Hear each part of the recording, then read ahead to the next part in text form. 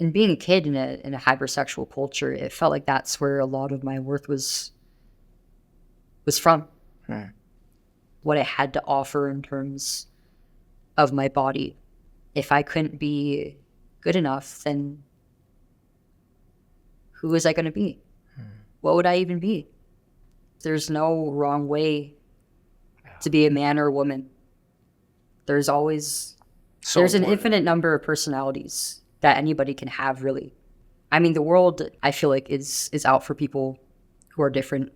It's important to teach your kid to be resilient, to not be reliant on other people for validation for that reason.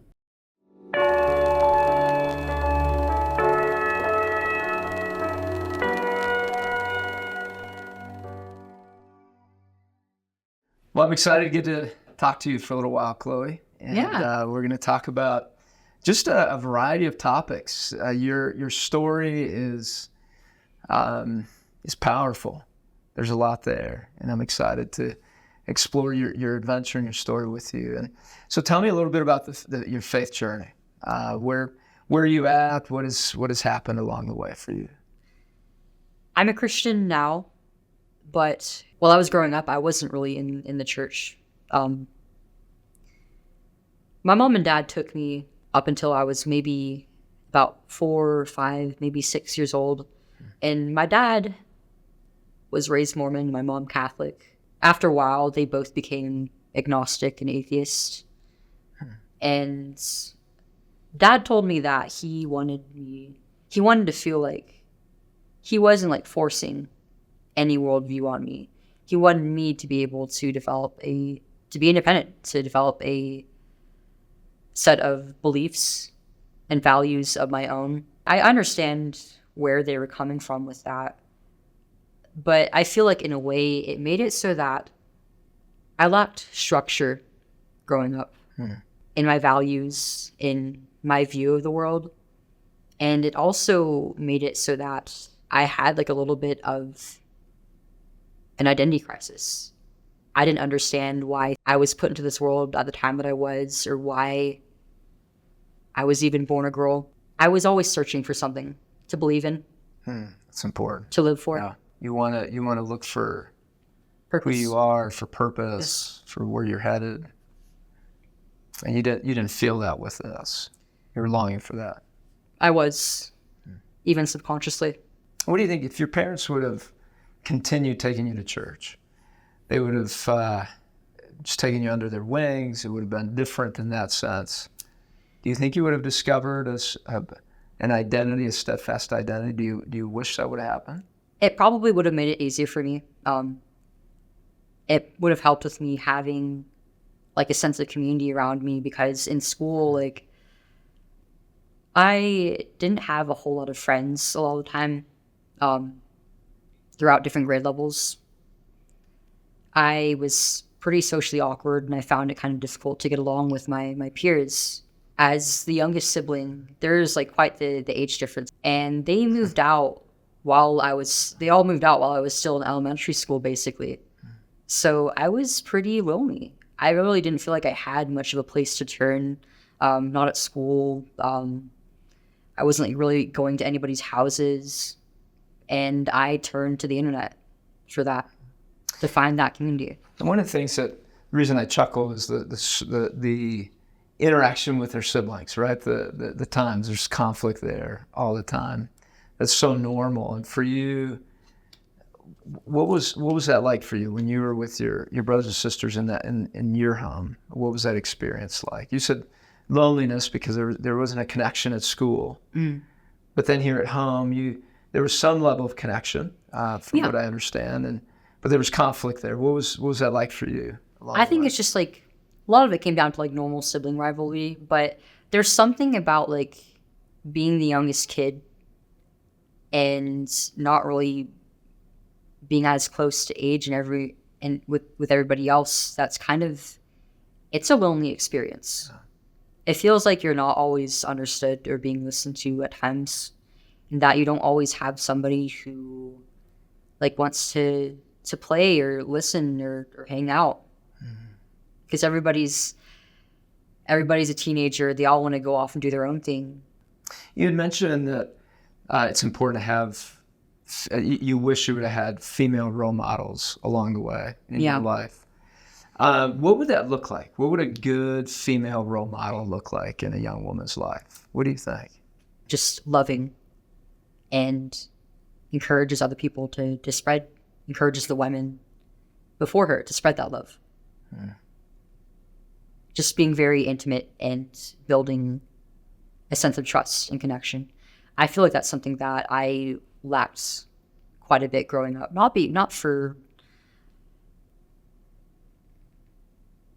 I wouldn't say that it's because I had like an unhealthy relationship per se with the women in my life, but it felt like there was some sort of barrier. And two key words you just said, trust and connection. Yes. Why are those so important, both of those?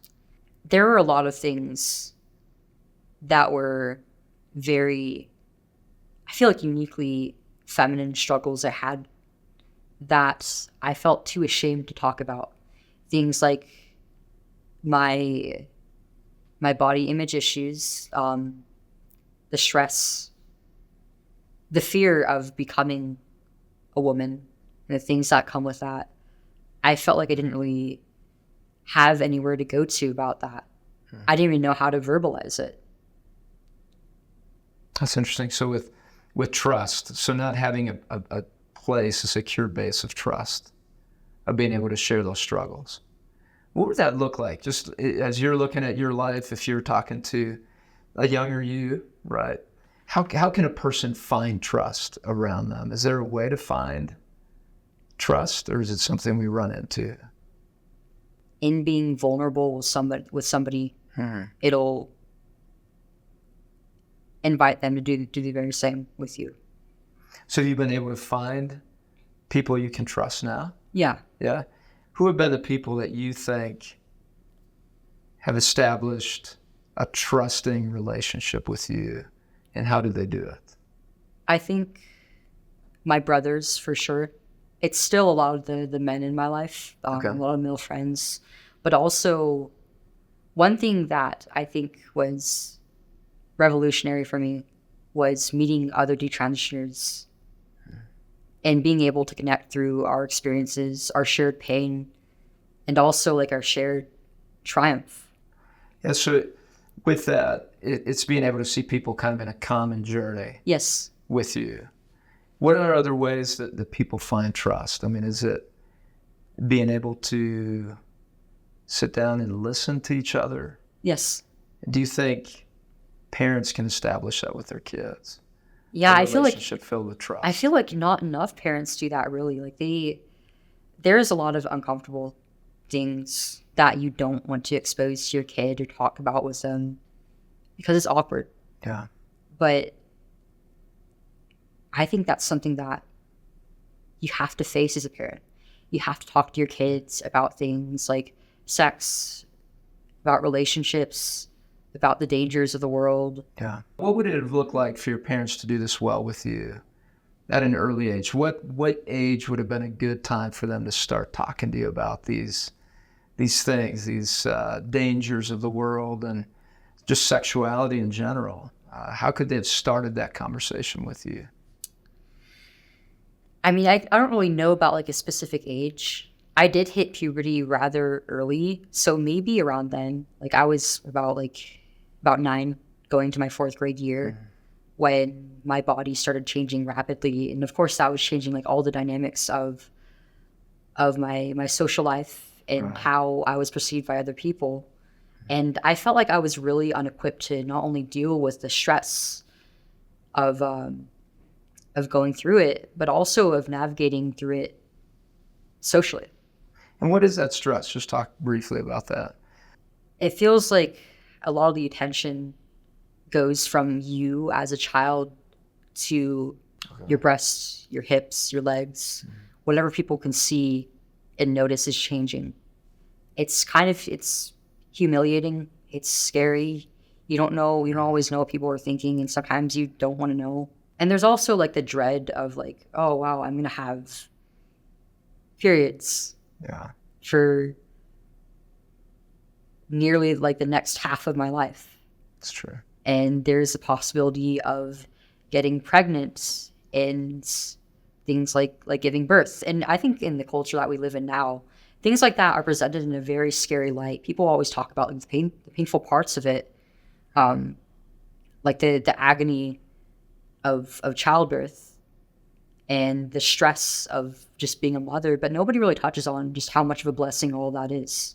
That's beautiful. That's a tricky line, right? Because parents need to You have to be realistic. Yeah. just be honest and open. Right. You have to be realistic, but you Right. also To present a beautiful picture. yeah. What does that look like? I mean, in a real practical way, how could, knowing what you know now, how could a parent start that conversation with a young woman at 8 years old who's hitting puberty, scared of a hyper-sexualized culture? How can a mom do that?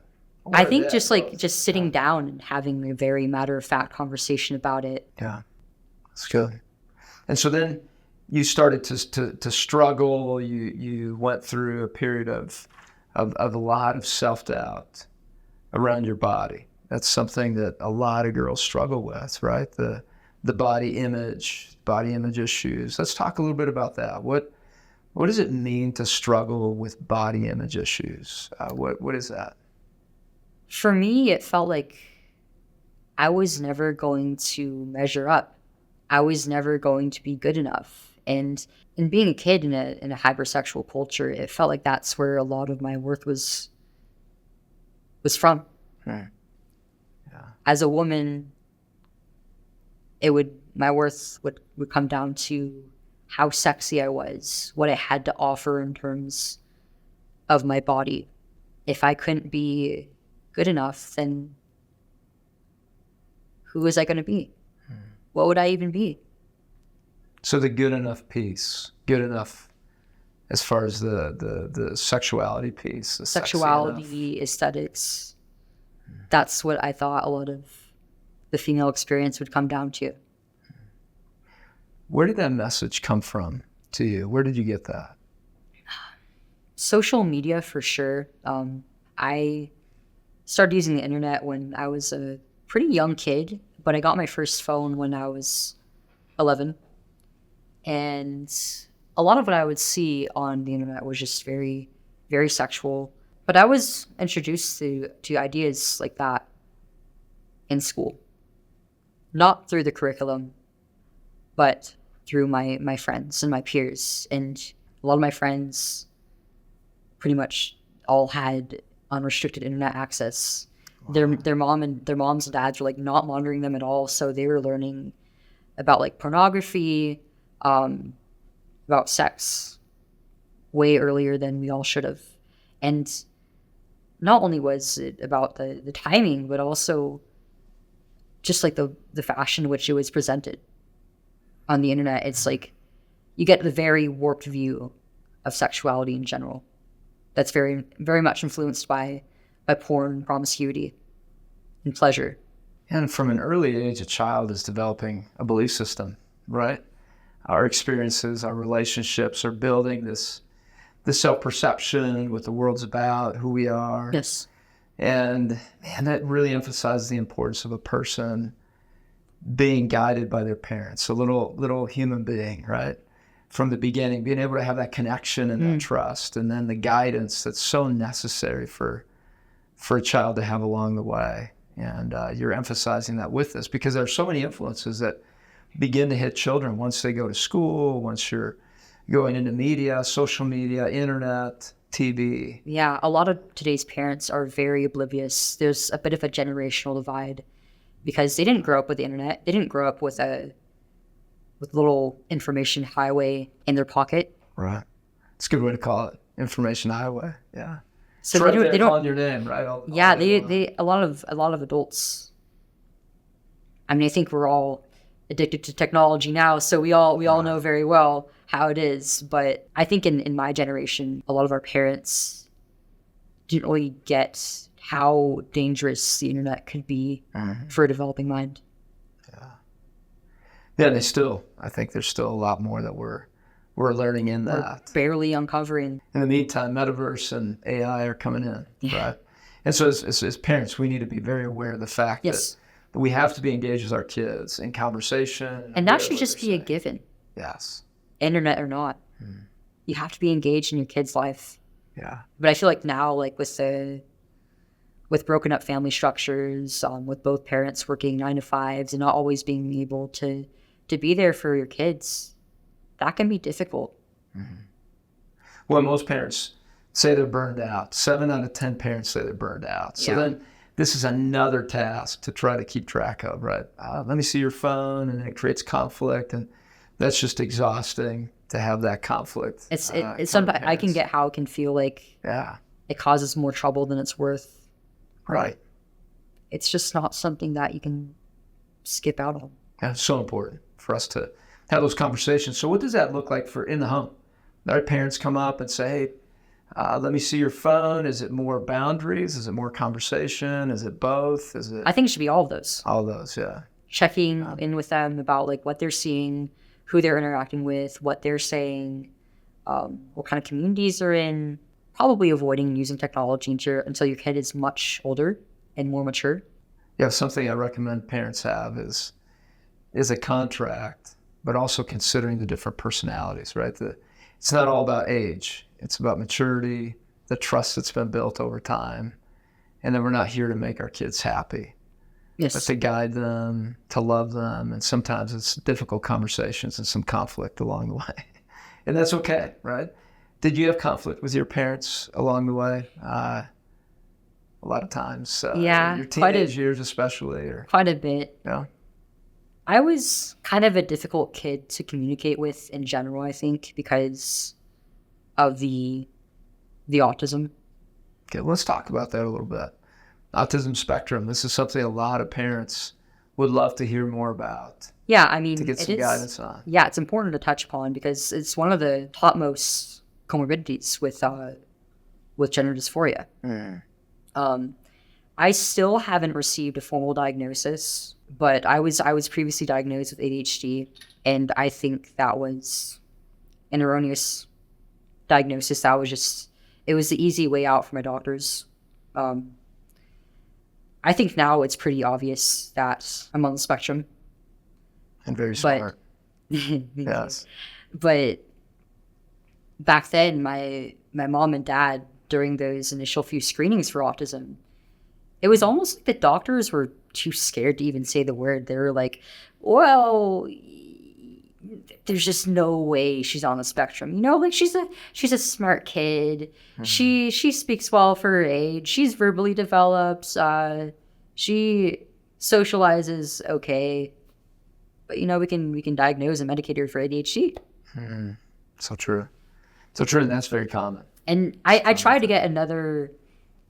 I went through another screening process. I think between 16 and 17, but it was basically the same response. And because I was detransitioning around that time, they were like, "Well, maybe maybe your social difficulties and the other symptoms you have are actually related to the other things in your life. Like maybe it's your ADHD, maybe it's your depression, or maybe it's your gender dysphoria." Even though I was trying to get out of my transition, I was still experiencing dysphoria at the time, but it wasn't debilitating. I was finding new ways to cope with it. And now that I'm legally an adult, there's no resources. When you're saying as far as autism. Yeah. It's all like focused on children. Yeah. Especially like younger children. It's true. And I feel like if I had gotten those resources much younger, it would have greatly helped me in developing better socially, being able to communicate better, and being able to manage myself emotionally and deal with my other symptoms a lot better. Yeah, let's talk about that. When you're a young girl and you're with just developing and a kindergartner, 5, 6, 7 years old, what was that like for your parents? What do you think that was like for them? With the autism spectrum piece. There were needs I had at school that were not always being attended to. Like my teachers just did not really care about me a whole lot. Like we had an IEP, a 504 in place, which is basically a specialized plan for education. Yeah. And they would always they'd always be lazy about it. Like, no, we're not gonna go through with the provisions. We're not gonna follow those because that's unreasonable. Even though it was like simple stuff like emailing assignments back home. I'm just following through on those, right?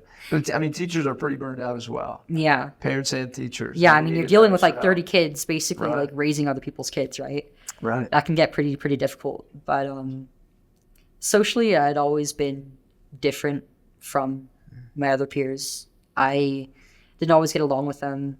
A lot of kids would kind of pick on me because of these differences that I had, and it would result in like these big outbursts, and it would just make everything so much worse. Like it would always like snowball over time, and eventually like kids were picking on me just to see me like yell and get upset. What could your parents have done to just help you in that season? Because what you're saying is that there are moments of loneliness, or moments that were probably very confusing for you. I feel like I wasn't really taught how to self-soothe. Okay, what does that mean? What does that look like? Just being able to sit back and kind of like reassess the situation before reacting, I think. That was a skill that I lacked for a very long time, like well into my adolescence. I was very emotionally immature. And I feel like part of that was because like, and I don't want to like give my parents flack or anything, but there were a lot of things that they didn't really address, which is why I think that like having the hard uncomfortable conversations is important, because like as uncomfortable as it is, like eventually like you'll get it. Yeah. It'll get easier over time, and it'll teach your kid how to just be comfortable with the uncomfortable. Well, your parents probably felt ill-equipped. I mean, they Yeah, didn't I mean, know you had autism I mean, spectrum. yeah, I mean, on every front, they were Right. not getting the help that they needed with raising me. So that was definitely a big part of it. Yeah. From the teachers, our own doctors, nobody was really accommodating us. And it could have begun with you being able to just have that trusting relationship. And it was probably hard for them because they didn't know, with the outbursts, with the social awkwardness, they didn't know how to connect with you. And yet they probably longed for that as well. Yeah. And what And I longed for that. I Yeah. mean, I pushed away things like physical affection. For some reason, it just made me really uncomfortable. It was probably a sensory Makes thing, sense. and also like the Yeah. discomfort of like being close to somebody. That was a very foreign concept to me for a little bit, for a long time actually. But it was also something that I longed for. I was touch starved. I really wanted to have like a deep relationship with the people around me, but I was also afraid of it from a very early age. Interesting. So you're pushing it away and also wanting it at Yeah. the same time. That's so confusing, especially for your parents wanting to love you well and guide you well. It sounds Yeah. like they were well-intentioned and had their own stresses happening and their own difficulties with your other siblings and trying to understand where you were at. You're right. And what a And challenge that I is. was definitely the most eccentric, the most difficult out of all of my siblings. Yeah, happy Mother's Day and Father's Day, right? One thing you mentioned is that you were considered a tomboy. What does it mean to be a tomboy? Why is that? Is it good? Is it bad? I mean, for me personally, like I wasn't like sporty or anything. I don't really care about stuff like that much growing up, but I loved exploring, and I feel like a lot of it came down to like my sense of humor.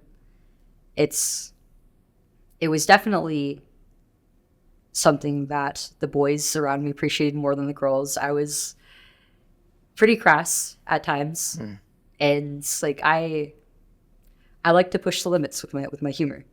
I would make like a lot of comics, little comic strips, Comic love strips, stories, and I feel like I'm definitely not as socially oriented as most women tend to be. More so like objective oriented, which is like an autistic trait. Yeah. A lot of autistic women tend to also be tomboys, and the reverse goes for men as well. A lot of men on the spectrum tend to be very feminine as well. Yeah, it's important for parents to hear. And sometimes parents will hear tomboy or something around that, and they assume it's something bad. So my child is they on their way to having transgender issues or gender identity issues, and it's really about a preference of activity, of interests, of things they're into. Why is that important for a parent to understand as they're raising a young child that may be considered more of a tomboy? I mean, can a parent lean into that and help a child continue in this tomboy type of experience? As I said, like there's no wrong way to be a man or a woman. There's always there's an infinite number of personalities that anybody can have, really. That being said, like, I mean, the world, I feel like, is out for people who are different in general. And it's important to teach your kid to be resilient, to not be reliant on other people for validation for that reason. So how does a parent help a child be resilient? What does that look like?